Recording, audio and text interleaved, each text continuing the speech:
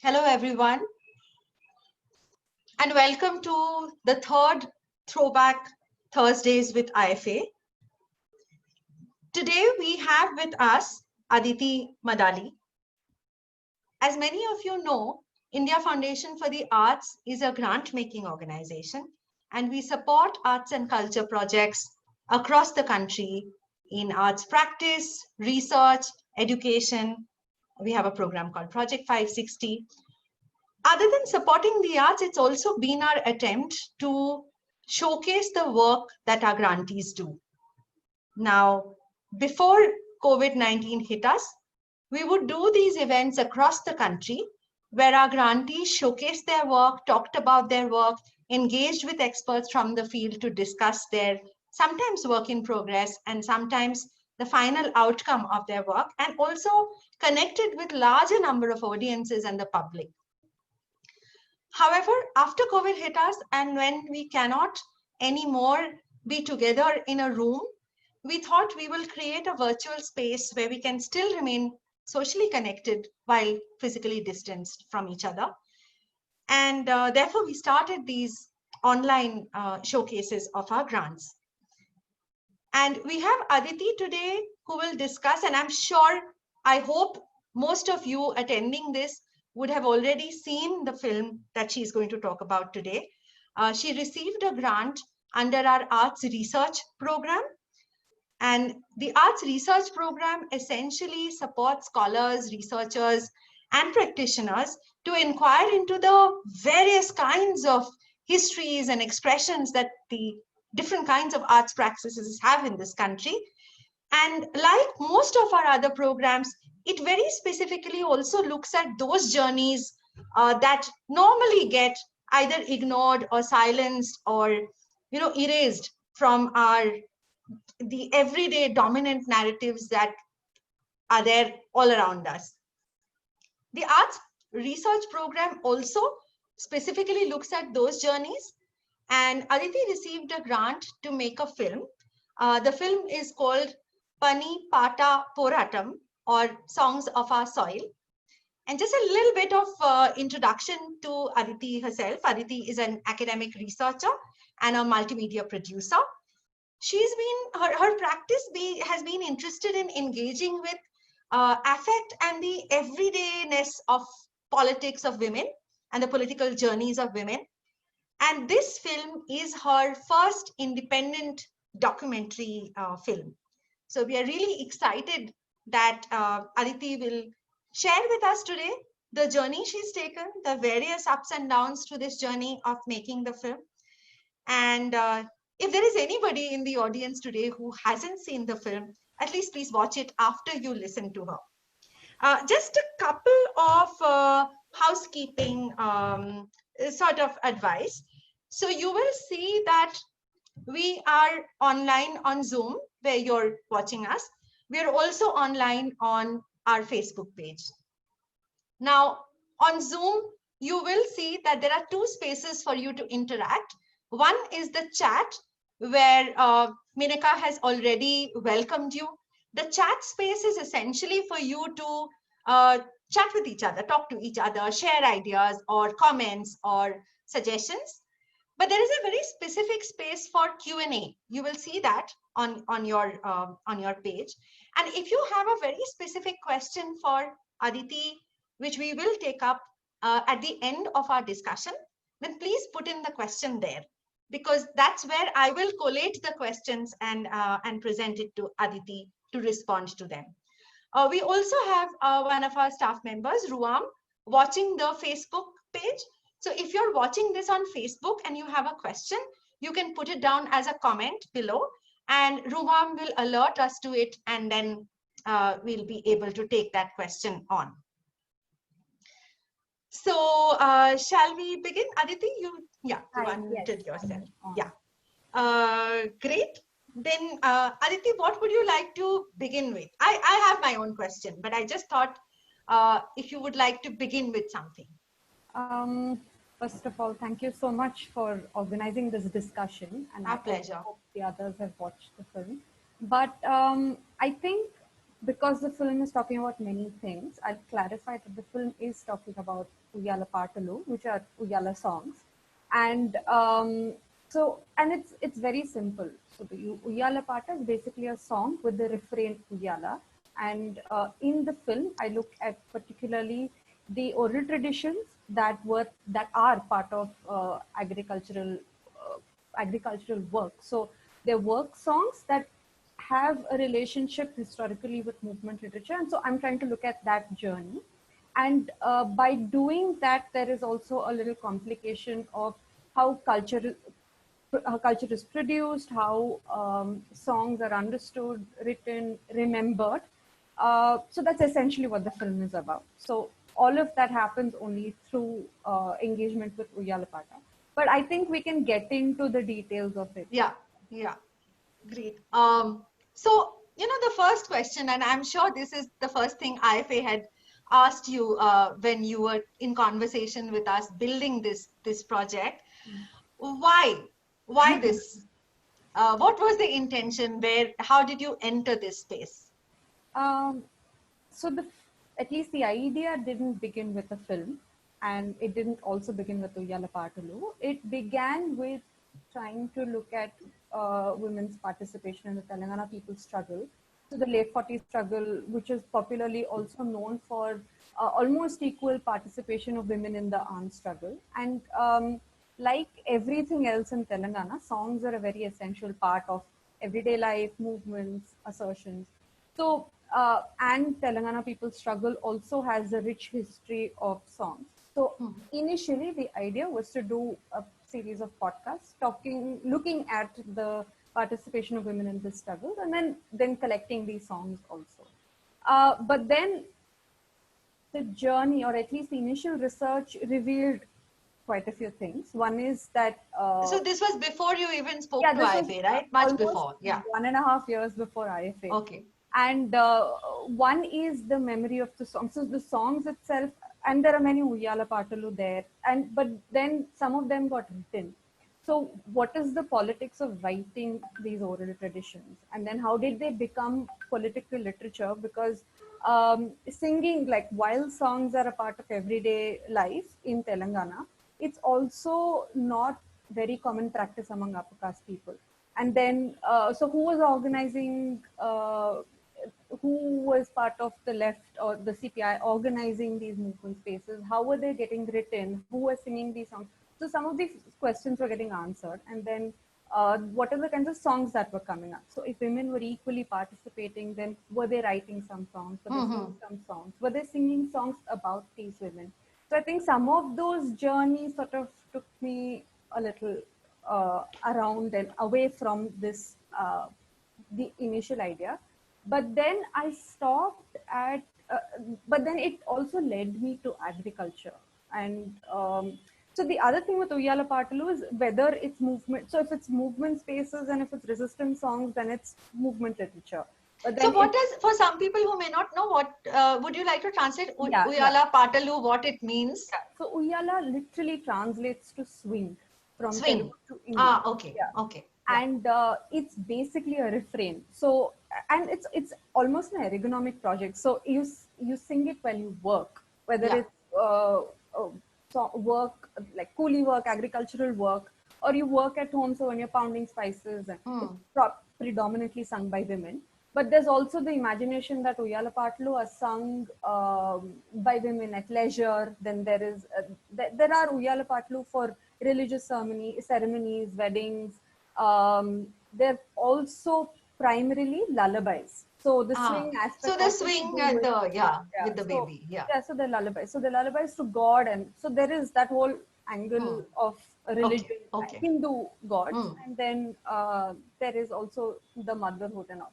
So this is the prevalent idea, and it's like it's extremely prevalent. It's in very many spaces. Historically, also, it's not in one space, and that's the thing with Uyyala Pata. So if it's sung in the realm of say movements, then it's part of movement literature, and if it's sung in the realm of God, then it's devotion. Then it's bhakti. Yeah, and then there is also with respect to even festivals, so you sing and you dance during Bonal Batkama. So there's all of that. But then everything else gets clubbed under folk culture. Hmm. So so that was, I think, significant for the journey that was like this is actually the post IFA journey, but like this was what made it more important to root it into, say, work songs, and whose work, what is the context in which these songs are sung, and then what is the politics of cultural production when they go on to become songs of movement spaces, or they go on to like popular cinema. They How do they get translated to that, and how are they written? So all of that comes into picture. So the point was that I began looking at that, and then the whole discovery of no, they're historically rooted. That was my discovery. It's not like a general discovery, but they're historically rooted, and it's important to understand them that way, because otherwise we're losing out by categorizing them into this umbrella of folk culture. But then when you see how it's placed within work songs, then you also understand how if work changes, then how our work traditions change. And these are songs that women sang in relationship with their work with land, whether it's coolie work, whatever. So then when these women and when these workers had gone to participate in these movement spaces, they were expressing their political they were asserting their political ideas through these songs. So then, Shamla Garu in the film also talks about how it goes then from that political assertion to movement literature. Yeah. So that was the journey of the, at least the process of the film. But the idea was primarily looking at songs and movement literature. But then I think this grounding became important. Okay. And tell us a little bit about the process and the different kinds of methodologies that you've used, because you've used multiple kinds of methods in the film itself, in the manner that you've built the narrative, in the manner that you've built some of the arguments, and it sort of flows in and out of very different spaces. Yeah. I mean, both physical spaces in terms of indoors of homes to outdoors to the kheti to the collective spaces where women sit around. Then again, there are individual one-on-one conversations and collective conversations. Then there is the kind of conversations with people who are in the struggle itself, and then comments from sort of expert voices within that commenting on the struggle. So there are these multiple things that you've woven together very beautifully. So I'm sure the process wasn't as neat as it seems to us. So how did you go through the method of finding these stories and putting them together? So the thing was, when I was trying to look at how these songs existed historically in political literature, they still sing it now as part of movements and as part of resistance. And that's where that KCR song becomes important. Also, it's a very popular song. If like people just watch the news during the whole resistance against Mallana Sagar Irrigation project, it was on TV. And it's very simple. It's a song that these women sang directly in conversation with the leader who had taken certain decisions that directed their life impacted their life directly. And there's perspective in the song. They're also negotiating. They're saying, okay, this is what you've decided. It's not like we're against development. Why can't we say have smaller TMC projects? So the Mallana Sagar Irrigation project is part of the larger Kaleshwaram irrigation project, and so they're building a reservoir for which they're submerging 14 villages. So the song comes out of the resistance from one village, Vemula Ghat. The other villages also resisted, but Vemula Ghat was quite vehement with their resistance, and they sort of tried their best to negotiate with the rehabilitation process, and they tried to negotiate. They try to find ways to sort of say that we still need to. We're also farmers. We need to be rehabilitated as a village, and not individually. So there was all of that perspective in the song itself. So as opposed to this flat category of anti-development victims and whatever. So if you just listen to that 14-minute song or whatever, it's very clear that it's negotiation, it's conversation. They're speaking to him directly because they've also, before this, Lakshmikar also talks about it in the film that, you know, when it was the Telangana separation movement and all, we participated. So we're not against development. So that perspective is there, and there is that idea that this is how we express our politics, and this is how we are going to tell you. So that means that it still exists, and you know, like this is it's a culture that still exists, and it's quite prevalent. So that's it's not pitting things together, but also I think putting it together to say that one, it's not changed.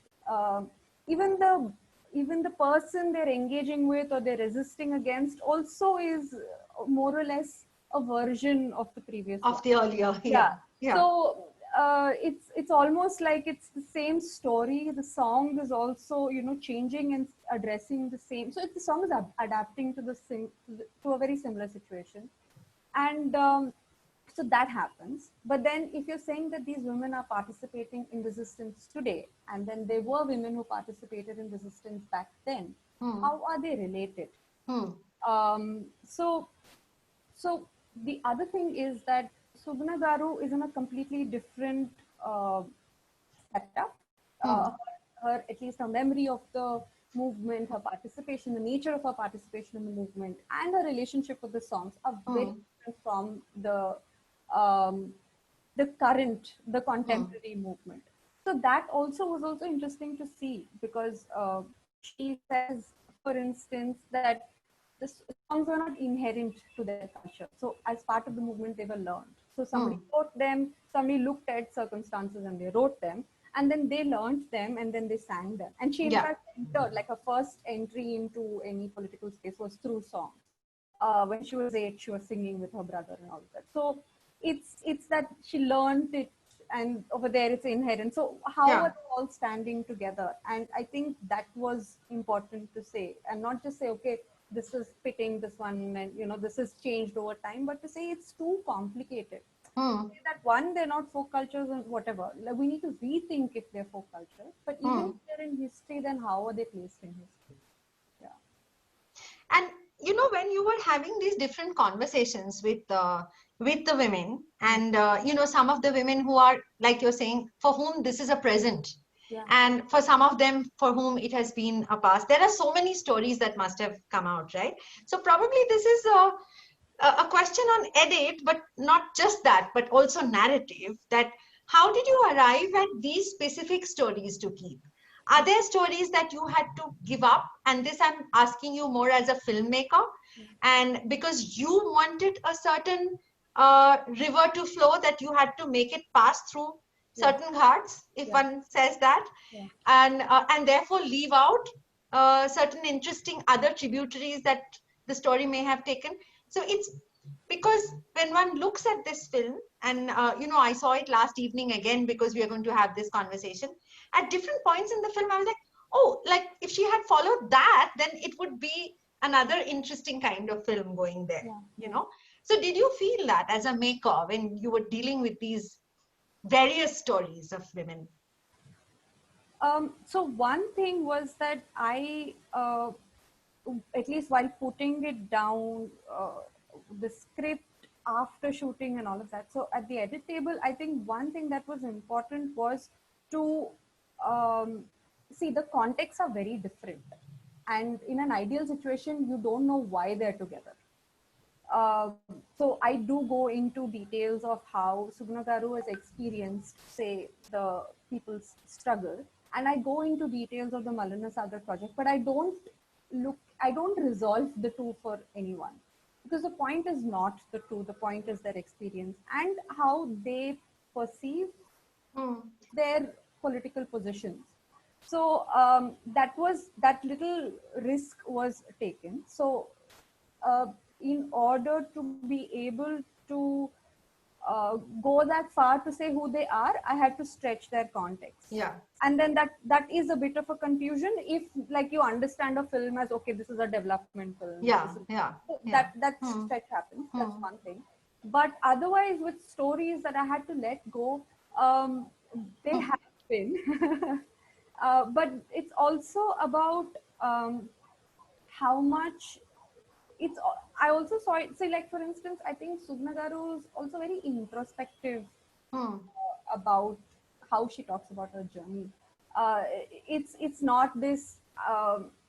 She's very introspective about how she her relationship with the songs and all of that also, but about her political journey. So I give that greater weightage to somebody else who could actually sing an Uyyala Pata, but was not okay with saying how she got there, or Yeah. so Yeah. that context was also very important. Yeah.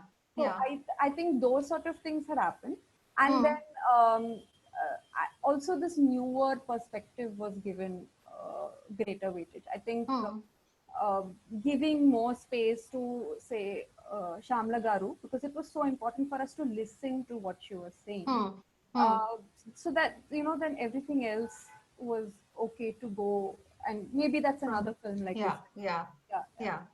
True. And, and as I was, but this one thing I want to go back to where you say that, like, in some ways it seems like nothing much has changed and even the oppressors remain the same. yeah. So that's something I felt through the film. There is this sense of sadness, a certain kind of sadness that strings it together as well, because the repression seems to be the same over a period of time, and also the betrayals from within, because when you hear the conversations about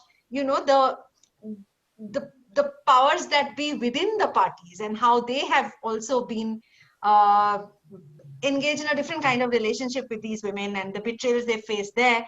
So it's like at a multiple level being, and you're also reminded that being a woman in a movement, you're not just another person in the movement, you're also a woman who's walked out of a home and family, and then now you're just sent back without much celebration because your need is done in the world. So there is this whole series of, so at some point it is also, one could say it's quite hopeless in some ways, and in some ways it's inspiring because the struggle still goes on. But it doesn't seem to be like there's a conversation or anything from the other side. So, as a filmmaker, was that a challenge that you had to deal with the content? Um, the hopelessness, I think, I still don't see it. Yeah. Though I think Subhna Garu expresses it. Yeah. She says, but I think for her it's in retrospect, and Yeah. she's completely dismayed by the current scenario and all of that. But and even the whole idea that we need to return back to the domestic, and that got destabilized, so we need to build it and all of that. But with respect to say the contemporary movement, it was a matter of we have to fight. In fact, she says it at that point when she's casually rolling the BD and saying, uh, she's she's joking about being beaten, but it's not, it's a matter of grave. It's a grave experience. Then she's also saying that the police guy also did his duty, but I also did my duty. And she's aware that she would probably not go back and it was a bad experience, but it's a matter of duty to go fight, because it's land and it's home and it's village, it's history that goes. So I think there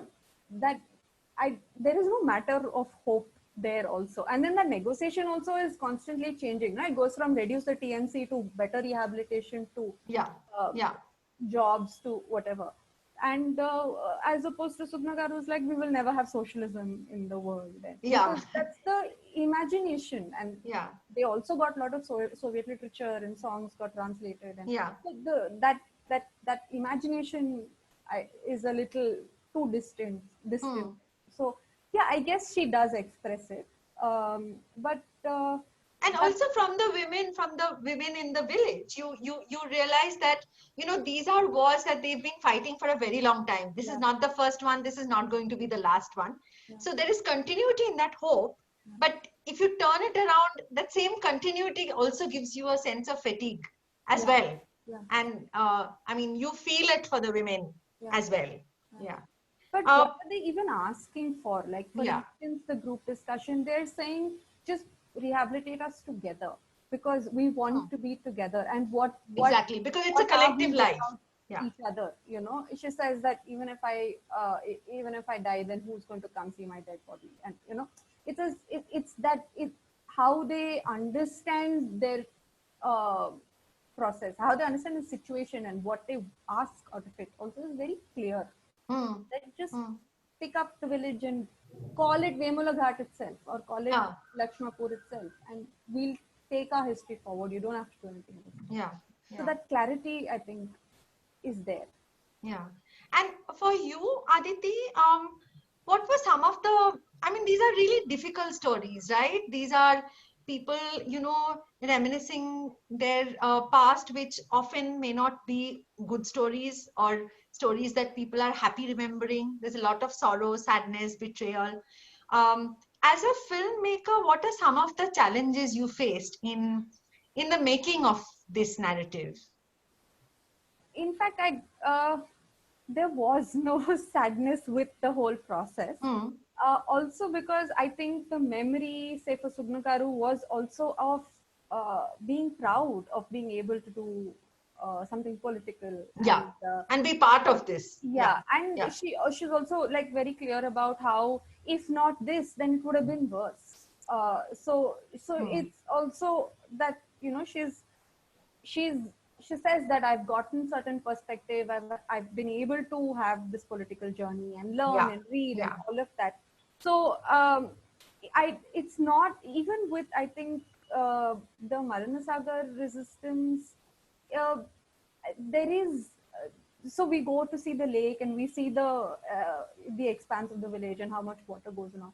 So it's about connection with your village rather than that these struggles have been futile or Yeah. anything Yeah. like that. Yeah. Yeah. But are there other challenges that you faced while making the film? Anything else?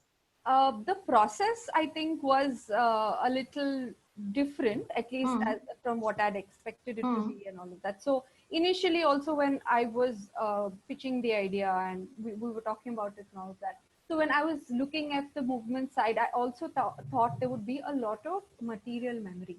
So I Hmm. thought there would be, say, archival stuff. There'll be photos and newspaper articles, or there would be even there's a whole lot of cinema based on the movement. And so but the issue was they were not very much in semblance with the kind of stories these women were talking about, at Hmm. least what Suknakara was talking about. And also to sort of relate to the current, they were not in semblance. The perspective is somewhere else. And so Hmm. then I realized that archive is mainly memory. So then how do we understand it visually? Yeah. And then the whole decision of, okay, let's skip the montage and let's skip all of that and then speak to them. And that decision took a while. But then apart from that, it was also that the idea was to put together a team of women technical professionals and collaborate and all of Hmm. that. So that Hmm. didn't work out also because we were shooting agricultural seasons, and over the 2 years that we were trying to shoot, um, it, seasons were completely unpredictable. The sowing and the cutting, there were hailstorms, so the crops, there was major crop loss, and there was no water, so no sowing. And women who sang songs had to find work, and then when they found work, then the person who owns the land on which they were working would have to be okay with us shooting. So there were all those kinds of, I think, struggles which I think other films also have.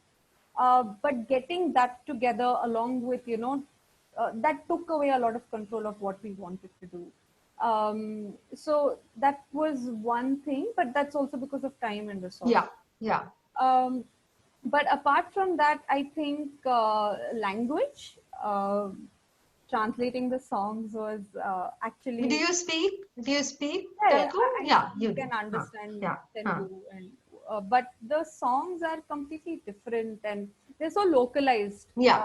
Yeah. that even others. So even I'm looking for translators from around Siddipet, and Huh. didn't work. So all of that also didn't work. People from Siddipet also wouldn't understand this very village specific song, which is And talking the about references are so local, so hyper local. Yeah, yeah. so True. that bit was a little it was fun. Yeah.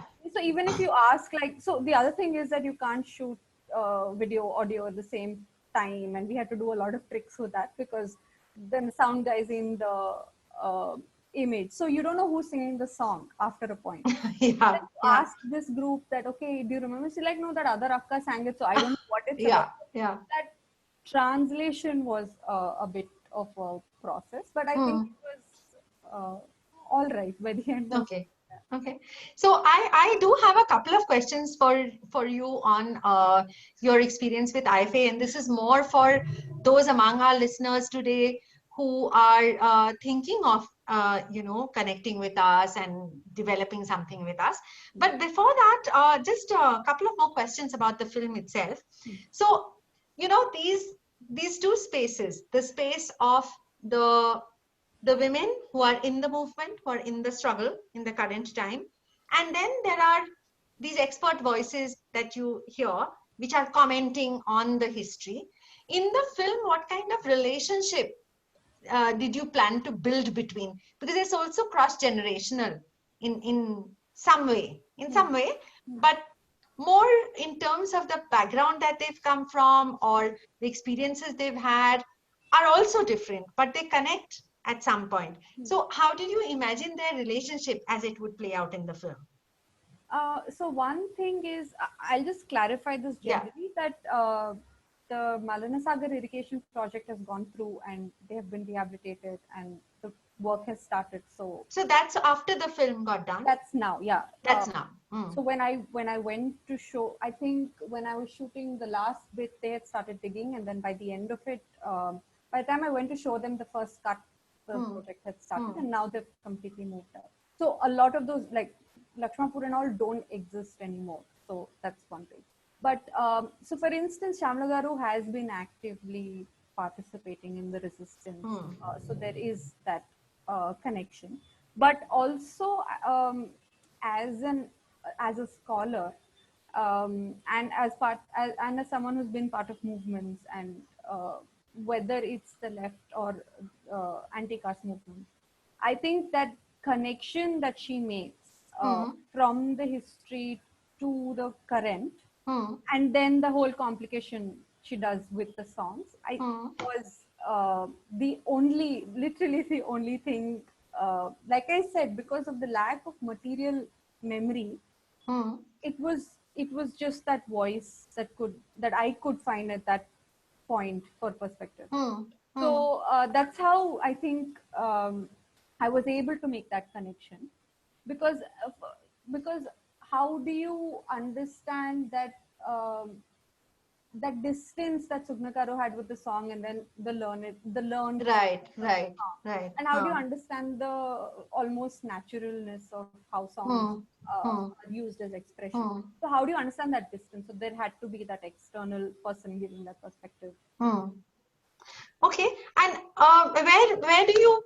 where did you place yourself? Because like you're very much present in the film. Yeah.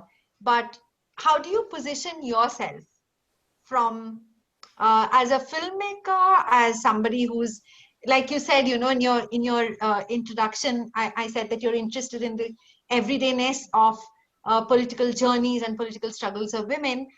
So when you were looking at this, were you were also witness, but you were also commenting on it, right? Yeah. So what did you see your relationship with the film as? So I think when I said I was also trying to look at histories of women, it's also histories of where we come from and all of that. Yeah. But also, what are the kinds of, how do we understand that history, and how do we understand struggle? So if you're saying movement, is it just fighting and guns, or what are the how did women participate, and how do they assert their political ideas, what are the perspectives they have, and how are they building history? So I think through the process of the film, I took that step back of listening, which I think also reflects in how I have these interviews also going on so long, because that became important for me. to break down how, say, we understand agency and victimhood, and you're a victim of this, and how we have these very clean categories and we're so okay to resort to it. But to say that probably that the medium in which you assert yourself, the medium in which you resist, is something else that we need to take a step back and listen, which is the songs.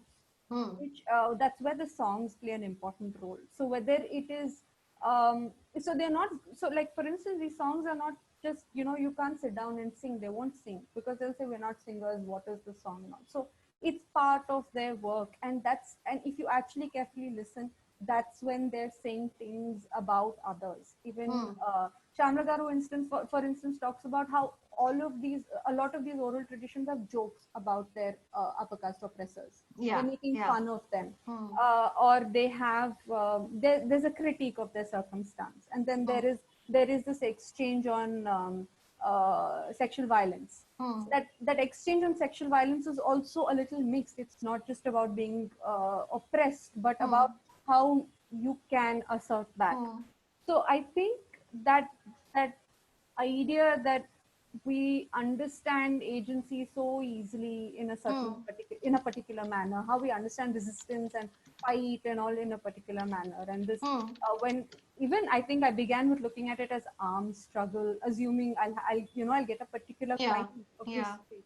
But taking a step back and understanding these songs are so much more evocative, and that they were an essential medium, I think was also how I brought the film also along with me. So that was my journey. I think also that changes how I ask questions, and that whole introspective process. So even bringing in research into the film, which I think a lot of people found unnecessary, but that's for me the most important part. That was what we all. That's what we all do, right? When you go out there and do some research. So, but we're not disconnected from any of this. We're not disconnected from this obscure folk culture category, because those history, we're all connected. So how are we telling these stories? So I think that the research bit was also, while there is a lot of introspection going on, that bit was also very significant to the journey of the film. Okay. I'll come to a couple of questions on your with IFA before we move on to another area which both you and me thought was exciting as we were discussing this earlier, which is the screenings, because the screenings became another whole space to like talk and discuss about. But before that, so really to understand, and this is, as I said, specifically for artists and researchers, scholars who may be thinking about having a conversation with IFA, as well as this is feedback in some way for us. What were some of the things that you experienced in your dialogue with us, in your conversation with us through the project, that were supportive or helpful or that facilitated your project, so that, we are conscious of that and we can do that even more? And a couple of things that didn't work for you, or where you could give us a suggestion to do it better next time that we deal with a theme like this, a researcher like yourself or a filmmaker like you. So just a bit, tell us a little bit about your journey with us. Where do I begin? So the thing is that for someone without extensive experience, I think it was very, how do I say, it was a very important opportunity to get support from IFA. And the kind of support that wasn't like, okay, now you have to fit into this category and whatever. So you're getting freedom, but you're also getting backed. So that was important. And to the extent that I remember that there was this crazy editorial decision that I had made and that got flack. And so I was okay to take it. But then when it became a matter of, the organization, threats, minor threats to the organization, it was very important that I was told, no, you go ahead and take your decisions. And, and if that didn't happen, and if I had to keep it the way it was, the film would be saying something else altogether, almost incognizant, like it wouldn't be saying anything that it's saying right now. So I think without being very established, or having such a strong network, whatever. Still, I think that trust to do, and like I think the freedom to do, Okay. and go ahead, and being supported by you guys, that was very important for me. And of course, Tanveer has been a very big part of the journey. It's sad that his internet is poor, but I think No, and that, I must say here, I'm really disappointed that Tanveer, for the audience, Tanveer, who has been the program officer for this grant and has sort of been with the grant through its entire journey, can't join us in the panel discussion because of the kind of internet that he has. And it's a pity because I would have really loved him to, also be in conversation. He's seen you through this journey from the very beginning. yeah, Yeah. he's actually been a very big part of right from before the proposal was given. Yeah. And Yeah. I think the way he's molded it, helped me mold it. And um, Yeah, I'm also, just saying there's more pressure on him, huh? All the new applicants are like, Tanveer, please yeah, yeah. deliver now. Please write to Tanveer. Yeah, yeah. But the other thing was that we could have those conversations that were just not, okay, are you getting your work done, or these are the editorial changes you have to make. None of it. But it's all like, how do you tell history? So you're having those kinds of conversations. And how to keep so I think that was, I think Tanvi is a very big part of the film. Okay. Okay. There is no other way. But even the rest of the office, like everybody else has watched the film. Everybody else, Yeah. every time you talk to someone, they're also, engaging. There's an informed engagement. That's very unique to you guys, I think. Thanks. So, But some areas that we could improve in, some areas that we could do more of. More of, maybe. Yeah. um, I really can't say. I would say funds, but that's not on you. That's like that situation. And I know how Yeah, much but you all, probably larger amounts of money would probably help yeah. sometimes. We have very small grants as well. Yeah. Yeah, but I also understand how much goes into it and how creatively you all work towards it. So I don't think that's feedback of any Okay. kind. Okay. Uh, Okay, so the next thing that we had discussed, that we must talk about is screening. So I must tell the audience that Aditi has screened this film in various kinds of places, a few of them with IFA's, collaboration, but a few that she's done on her own. And it's been quite amazing, the diverse range of feedback, response, shall I say experiences as well that yeah, she yeah. has had at some of these screenings, and in some of them uh, staff members, Tanveer, Joyce have been also part of that, and so they know. So share some stories, Aditi, that would be fun. So I'll begin with the more exciting ones. So actually, to generally put it, most screenings, I think the more public ones have all had some moments of what's going on. So, to generally say, some of the very common questions are, why are there only women in the film? Is it a film about women? And then, questions about development, and, why are you not going into development? So all of that has happened. But then there was also, in the main screen, in the first premiere screening, there was a semi fight that happened, because also there was this Where was this? This was the Hyderabad. Hyderabad screening, yeah. Yeah. And there was this misunderstanding that this film was against the efforts to for the efforts towards Telangana formation, all of that. And Yeah. then there was then, so they couldn't find it, and then they went further. So there was a little bit of resistance while watching the film also. So then it's very clear that the film is not doing anything Yeah. outrightly, it's not Yeah. it's not doing any of those stereotypical problematic things. So it's also, so then there was also this, only women didn't participate, or development is important and all that. So it took a while to sit and engage, but that engagement came after a little bit of a fight and all of that. So I think it's also to do with this oversimplified understanding that, okay, a film has to be this. which So it's like we categorize, no? This is yeah, anti-development, women's films, yeah, music film. yeah, Yeah, songs. And like people are like, where are the songs in? And there was a whole question of, do we put all the whole complete song there, and then does it become mine? And like we have those conversations. yeah, yeah.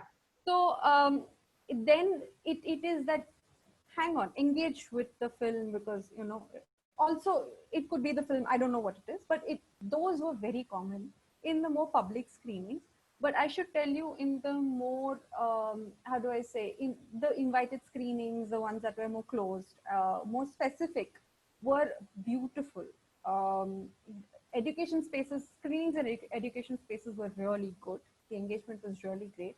Even in the more public screening, I don't know what meaning to make out of this, but a lot of younger people come up, or they write and they Instagram, and they they give their comments about my journey and things that they didn't know, and they want to add about songs. And this happened even in like Odisha and all other places, not just Hyderabad. Then I've had screenings in villages. Uh, One is I've had screenings for all the people in the film, except for Lakshmi Garu, who wasn't able to watch it. But also Golagudam in Bongit, which is adjacent to the village where I shot. So they all came and watched, and that was okay. We didn't have like a very extensive discussion. All of that happened. So that's one kind of response. But then there was also this sort of discomfort with questioning of folk cultures that has happened. Yeah. So like Yeah. a more intellectually type of space, they would be like, how can you say that? Like one person got up and said, did you put Gogu Shamla there to make your film bizarre? What is all of this bizarre? And so for a second, you're taken aback because you don't expect people to engage in that manner. And you haven't But then seen your film you're as also like, bizarre. what is bizarre?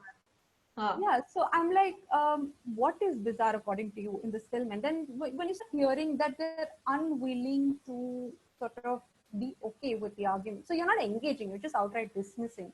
So those kinds of things have happened. And I think it's also the liberty that you can, you see this young woman. I feel there is a bit of infantilization because, people are also getting up and saying, you should have done this, you should have edited this better. And, Mostly why men. don't I guess, yeah. So You can't run away from man explaining no matter where you are. So yeah. So that's also, and that's happened in public screenings, and so then that stops everybody else from engaging. So then you have to have you have to hang around post screening, because people do come and talk to you, and they do come up to you and say something that that is the point, I think, to have that conversation, and for me also to learn. It's not like this is the perfect outcome, whatever. But what Most, has the community's responses been like? You also, when you showed it to the to the people about whom the film is, what have some of their responses been? So I think at Bongir, where I showed it to the farmers, I think everybody was just excited to see one another. Yeah. And we also, I projected it on a wall, and everybody, so that the whole village could see and all of that. So it was quite exciting. There was clapping and hooting and all of that.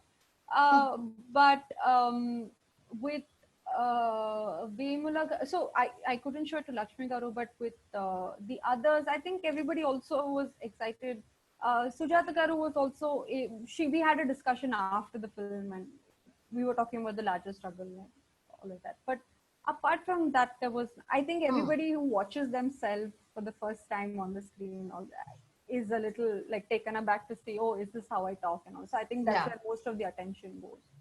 But my most favorite screening is with Kuduli Intergenerational Learning Center, which is part of Food Sovereignty Alliance. So it's in part of, I didn't catch that. Food Sovereignty Alliance.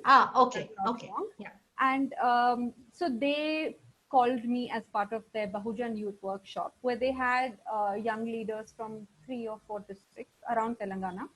And that was a fantastic screening, and they were already singing, so the Dappu was already active, and everybody was already singing. And then after the screening, we had, so this is a young audience. They're young Bahujan leaders, and okay. So they all get together every few months to do workshops, and so they called me as part of that.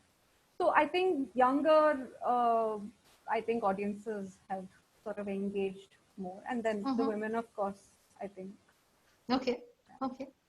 So what we'll do now is, I have more questions, but I think because I'm also looking at the time, I'll take some of the questions that have come up here. Yeah. Okay. So one question, as you said, you've been asked this before, that did you interview any men during this project, and what have their viewpoints and concerns been? So I did interview one very senior academic who's been a very big part of the Telangana folk project and all of that. But I didn't include him in the final film because one, it didn't resonate with the perspectives that the women were presenting. And also after a point, it didn't feel like, I didn't feel like there was anything more needed to say after, I think, these stories. So that, and then it's not like I didn't choose to interview men. They, it's these women were in the forefront of the struggle, and then Subhra Garu is talking about women from the movement. So I guess it was just that. Yeah, yeah. And the next one is a comment, not so much a question, but we discussed this already. This is about how the film tries to build a conversation, but the conversation is not two-way. They face repression, and from the film, it appeared that the future was doomed. A sadness that hung heavy. And I think it's more a feeling, but you've talked about it, and the immediacy of the movement and the struggle, and how for them it's not a sad. It's also negotiating with the demands on an ongoing basis. There is another question about, this is somebody who would like to do a film on the music in the mines of the Chota Nagpur Plateau. And the question is, do you have any advice on how I should go about approaching people to talk to me? Since I might hold the image of, a privileged city dweller coming in, how can I begin to navigate that space without appropriating or causing discomfort? So basically strategies of approach and engagement, I guess, is what she's asking So for. what worked for me at least was getting in touch with farmers organizations, women's collectives, and there, at least for me in Telangana, there were quite a few working with women farmers, and hence it was easier for me to even have that conversation. But I'm guessing that would be better, more collectively set up, so that they can take a call about whether they would want to, engage and take it forward. Yeah. And I guess one also sees, having seen so many researcher filmmakers like you, that there's a lightness of touch, and it's very instinctive also. You can't always have a set of rules, say, of engagement. Depends on how this relationship is developing. But the one thing that I have seen in most cases is time and patience. You can't expect to just reach a community and the community is going to open their hearts. Why should they?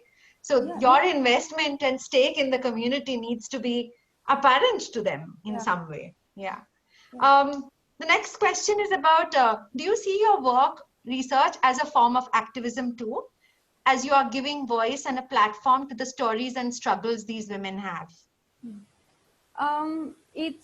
I can't say it is activism in the sense we understand it, because I think the movement didn't need me, and I wasn't talking about the movement because there was a whole lot of work already being done. So it was heavily reported, all of the literature's out. There was extensive publication coming out of the movement. So I didn't do anything about that part at all. But I should say that obviously, like, everything is political, and then I was trying to say something. So that was there, and that was not hidden or anything. So that sort of clarity was there. But I can say clearly that they didn't need I don't think the resistance needed me, nor does There's a wonderful comment here that somebody said, women seem to have a way of engaging without cynicism. You have captured that. It's quite beautiful, actually. So I just read it out to you. The next question, do researchers have a certain responsibility to deal with social problems? If yes, should they position themselves on one side, or should they stay, okay, my favorite word, as neutral stroke objective as possible? Aditi, that's a loaded question, right? Like I just said, I think there's like everything is political, this neutral position and all. I think we should think about a little bit.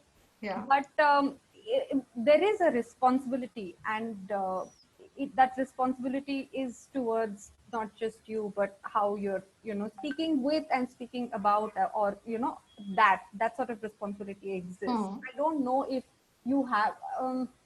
How do I say? I think that's something that I've engaged with the film, in the film also. Yeah. That, Yeah. it's otherwise, in the name of responsibility, you can also come and say, "Oh, I've recorded these folk songs." So that could also Yeah. seem Yeah. Yeah. responsible, but Yeah. it's also trying to give it time, like you said. Like I've been with these people for a few years now, so Of course. Of yeah. So course. it's Yeah. also trying to give it time, trying to be more curious and not say, okay, this is what I've come to do, so I'll do that and leave. So without Yeah. understanding history, I think you would Yeah. then be irresponsible. It's very interesting that you say that, because there's a word we often use for other kinds of service providers. We say this now, fly-by-night operator. Yeah. But I have seen more of that in the arts than anywhere else. You have these fly-by-night filmmakers, they want, or artists who want to just jump parachute into a community, do something and go, most often just because there's some funding for community engagement kind of work. Yeah. And that really causes a lot of damage. Yeah. No good, but a lot of damage actually for community relationships and their self-image and self-worth, etc. So one has to be very careful of those kinds of projects. As funders, we are very aware of those as well. The next one, oh wow. Would you be interested to screen your film at Ethnokino, a film program related to the Institute of Social Anthropology at the University of Bern, Switzerland? May we contact you? Yes. Our next session will also deal on the topic of futures and activism as well. Just asking IFA admin to share Aditi's email details with this person here. Yeah, great, thank you. Comment again. Love the way the film captured women's affinity to the land, beauty, waters, rocks, etc. And the lunch scene, that's my favorite as well. The lunch scene where you refer to alcohol. Yeah. Yeah. Okay, then there's another question.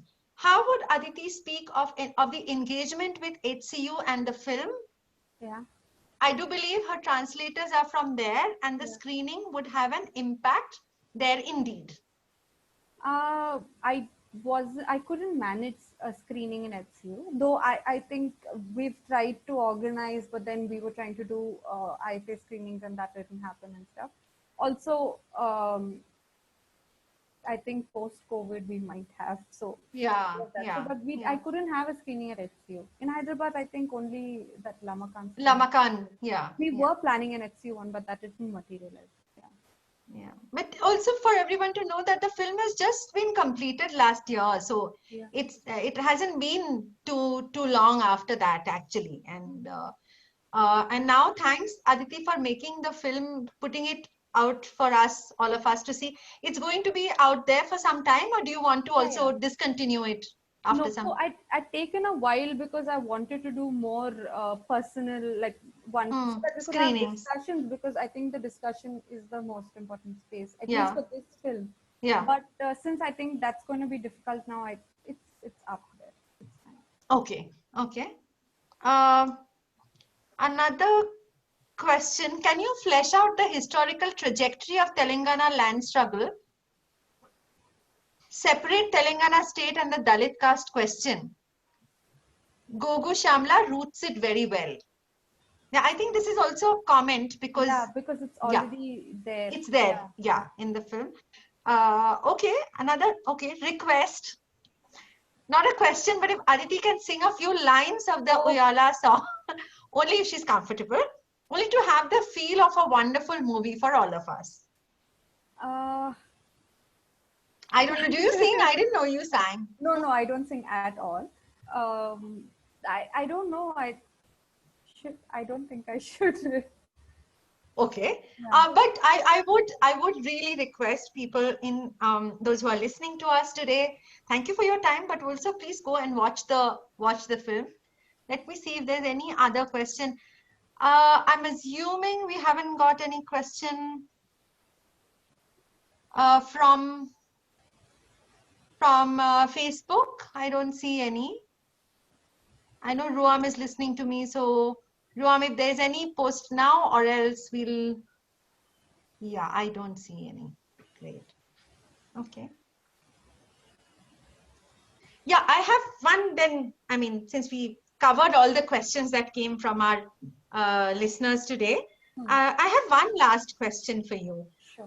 What are some of the risks a young filmmaker getting into a very, ordinarily we think that there are issues with today with freedom of expression of artists, etc., etc. And say someone like me had assumed when this film was happening that what could be a controversy here? It's women's songs, women's movement, it's the state of Telangana. But then the first screening that we had at Lamakan, I realized how politics or ways of looking at things can be at conflict with each other, even for a film like this. Yeah. What I had originally assumed as, oh, this film can't have any trouble, Yeah. Yeah. So as a filmmaker, and this is your first film, what are some of the risks that you feel when you look back that you've taken, and what do you feel about them?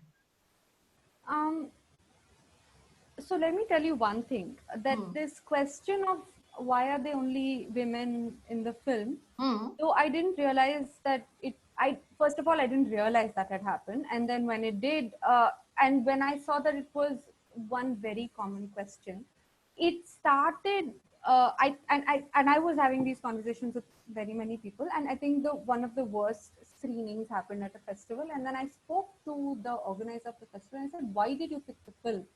Considering how poor the response was and all of that. So at that point he told me that, you're going to get this because it's very difficult to sit and watch 52 minutes of a film where only women are talking in very, how do I say, with agency. That's what he said. I think he said in this manner that they have He agency. actually said it. And he's a very honest man, I must say. Yeah, so he said he said that they do it in this very matter of fact way. Yeah. So there's perspective. They're coolly saying, okay, we understand all of this, and so they're not crying. There's no victimhood. So there is sadness, obviously sadness of losing home and losing hope, and like whatever we discussed. But it's also that you don't fulfill that idea of how women are in documentary films, and that's very discomforting. So I think from then onwards, I started looking at that question differently, because earlier I would be like irritated because I'm like, why is this even a question? Yeah. Because we've watched so many years of films with just men in them, and they've gotten awards, like documentaries also, and very political documentaries, as though women don't have political opinions and whatever. So I think what I didn't realize was that, or like what I understood later was the difficult thing to do was to say that, okay, how we speak about agency or how women speak about their agency is very different. And then having to stop and having to listen was something very, I'm making the audience make that effort. Yeah. And I think that is, you have to make that effort to engage with my film. Otherwise you're like, boring, or women, development. So it's like that. So I think that's the difficulty of it, which I didn't realize was happening while making it and while even doing the first round or whatever. But I think after the screenings, I've begun to realize that has happened. So I was scared it would be too academic, but it's not about academic. It's about... No, it's not. It's not academic at all. I mean, in that sense, it's not. Yeah. It's a very experiential film, it's very, So you have to make that effort to sit down. And also it's not Hindi, it's not, it's a lot of other things. The women speak very differently. They speak very fast. They speak over each other. And that's very important with how they speak. So then how do you do the subtitling? So all of that, I think when the screening experiences have happened, I begun to realize that you do need to make that effort as an audience. It's my journey and I'm learning it and all of that, but that is still there in the film, that you need to talk and to engage. Yeah, that was tough. That was a tough thing to Yeah, negotiate. it's Yeah. difficult for, yeah. And just a related question, actually, in some ways, because of these conversations, there are so many layers of conversation, so many layers of language in your film, that when you're looking at, and it was one of our worries also, when you're looking at subtitling, when you're translating it into English and putting it out there, it's not even another Indian language, it's in English. We are very worried about how much will be lost, or how far away.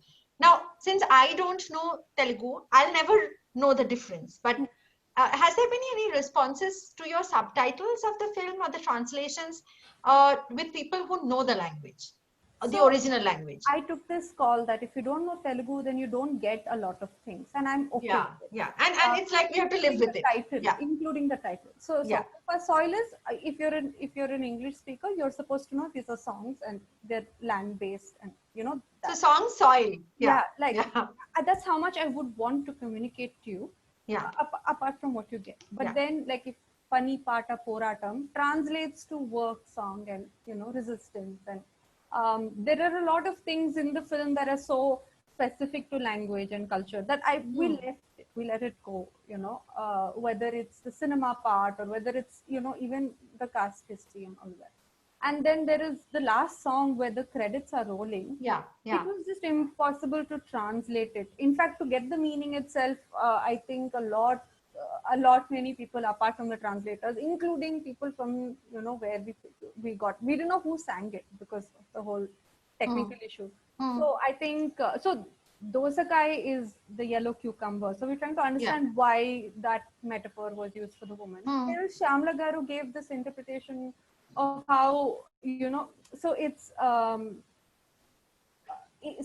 so the song goes on about this girl, and this girl is being compared to a Dosakai, where this girl who belongs to this caste, who's otherwise a Dosakai or a yellow cucumber, look at her negotiate in the market, look at her be active. So this is so it's a commentary on her. It's a commentary on also. It's also like this remark you're appreciating. And it's also, then there is also there's also marking out which caste she belongs to, or what occupation her father belongs to, whatever. So it's so how do you translate that? You just kill the song. You can't. And also it's got such a fun beat to it, and everybody's excited because there's the word dosakai in it, but what does it mean? So all of that also. So a lot was then kept aside, because to figure out how you can also communicate it, you might kill it. And it might also be counterproductive to the larger argument. So then those were some lines that were drawn. Okay. Hey, thank you so much, Aditi, for this conversation. I think, we have answered all the questions, but thank you for being with us today. And I hope many, many more people see the film. I can see the film views going up. We started, I think when you put it up, we had 9 views, and then it had crossed 150 in like a couple of days. So I hope many, many more people will view it. For the listeners, please note that we are going to, this has been recorded, and this is going to, the recording will go up. So if there are friends of yours who missed our wonderful conversation today, you can send them the link to the recording once we put it up. And we will take this forward from there. We'll send you an email. Aditi, I'll announce the next Throwback Thursday, but anything you would like to say? Nothing. It's just thank you so much for doing this. I think it's very important to keep this going. And I think otherwise, the film also has a lifespan. And I think this was very important to bring up. And have this conversation. So yeah, thank you so much for doing it. And we I hope do you miss have many more screenings online, if that's what we're going to do, and conversations around the film. Yeah. And you know, these throwback Thursdays at with IFA, we try and bring you conversations with artists from very different disciplines. I mean, we've had a community arts collective, the Aravani Art Project, with which we launched this on the first Thursday that we were with you, and they talked about their work that they're doing under Project 560 in Bangalore, putting out there the stories of trans women and their relationship with the city through different kinds of events and cultural programs and projects in the arts. Then we had, for the second one, we had a photographer from Kolkata, Shomo Shankar Bose, who's working on the oral histories, the oral and memories of the Morichapi massacre that happened in 1979. And that was a conversation that had a lot of very different kinds of people participate as well. And today we came with Aditi. It's also, who's a filmmaker. It's also our attempt to showcase grants from different programs that we had. So the second one last time was arts practice, today's arts research. We hope next, the alternate Thursday on 9th of July, we will come back to you with one more, the fourth one in the series, Throwback Thursdays with IFA. And we hope that there is going to be, we are able to present an arts education project if we can. And so please look out on our Facebook page, on Twitter, follow us on Instagram, and you will hear from us very soon. Thank you so much. Next time, do call your friends as well. We would love more and more people to come and engage with us in our conversations with our grantees. We're so delighted that even with all of this lockdown, we can present their incredible hard work to you. Thank you and good night.